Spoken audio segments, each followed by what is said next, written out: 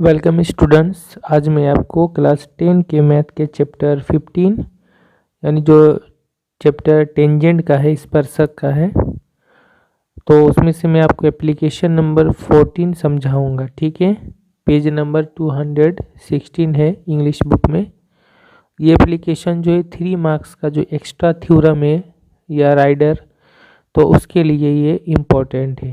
Okay, तो क्या है देखें।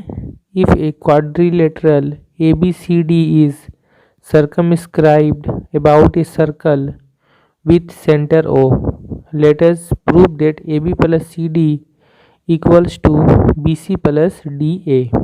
कहा जा रहा है ABCD एक क्वाड्रिलेटरल है यानी चतुर्भुज है, 4 साइड वाला, और वो सर्कमस्क्राइब किया हुआ है एक सर्कल को, यानी सर्कल के बाहर में वो क्वाड्रिलेटरल होगा, चतुर्भुज, इस तरह से कि सर्कल को वो चारों तरफ से टच करेगा, यानी जो उसके चारों साइड है या चारों भुजा है वो सर्कल को टच करेगा। उसी को हम सर्कमस्क्राइब बोलते हैं, परिवृत्त।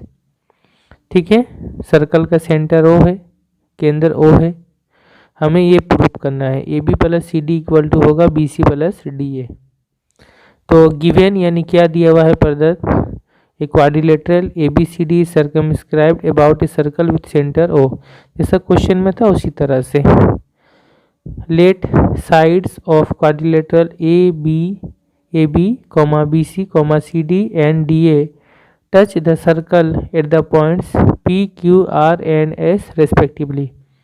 मान लिया क्वाड्रिलेटरल का जो AB, BC, CD और DA साइड है या भुजा है, वो सर्कल को P, Q, R और S पॉइंट्स में या बिंदु में क्रमश टच करते हैं। यानी AB जो साइड है वो सर्कल को P पॉइंट में टच करेगा, जो AB साइड है ये P पॉइंट में टच कर रहा है, P बिंदु में।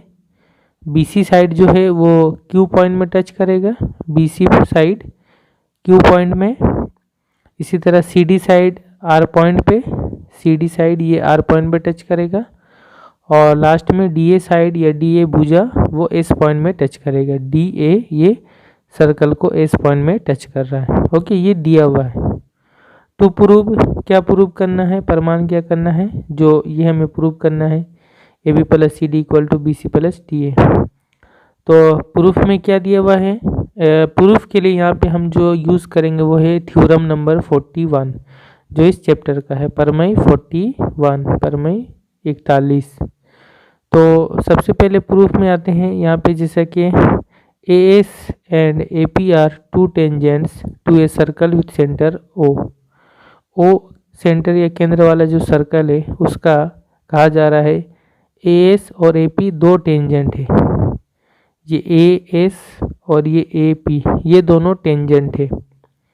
क्यों टेंजेंट है, क्योंकि ये एक बाहर का पॉइंट है, और ये जो लाइन है AS, ये लाइन या ये रेखा जो है ये सर्कल को सिर्फ एक पॉइंट या एक बिंदु S पर टच करके ये पार हो रहा है, इसलिए क्या हो गया, AS एक टेंजेंट है या स्पर्शक है।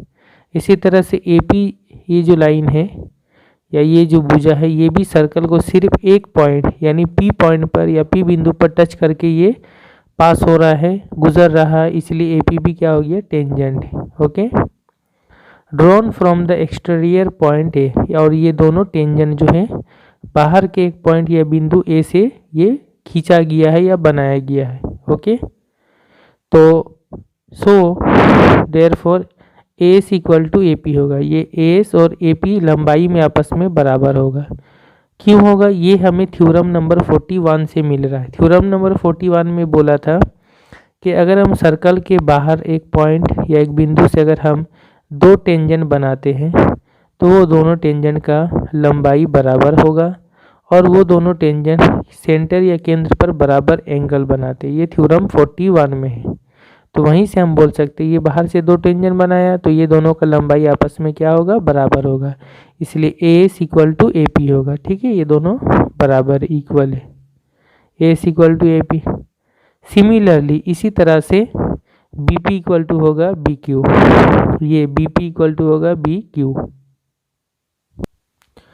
तो क्यों होगा B P equal to B Q, क्योंकि बी जो है सर्कल के बाहर एक पॉइंट है और यहाँ से ये दोनों टेंजेंट है, बी पी भी एक टेंजेंट है, स्पर्शक है, और बी क्यू भी एक टेंजेंट है, इसलिए ये दोनों भी आपस में लंबाई में बराबर होगा, B P equal to B Q.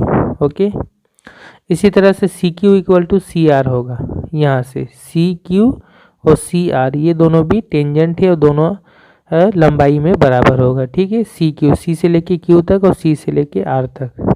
ठीक है, ये सभी थ्योरम नंबर 41 से साबित हो रहा है या प्रूव हो रहा है। एंड लास्ट में D R equal to D S, ये डी आर इक्वल टू होगा डी एस, क्योंकि ये दोनों भी टेंजेंट है जो बाहर से बनाया गया डी पॉइंट से सर्कल पर। ठीक है, तो डी एस और डी आर आपस में बराबर होगा। ओके, ये सभी समझ में आ गया। अब हम निकालेंगे कि A B plus C D equal to कितना हो रहा है।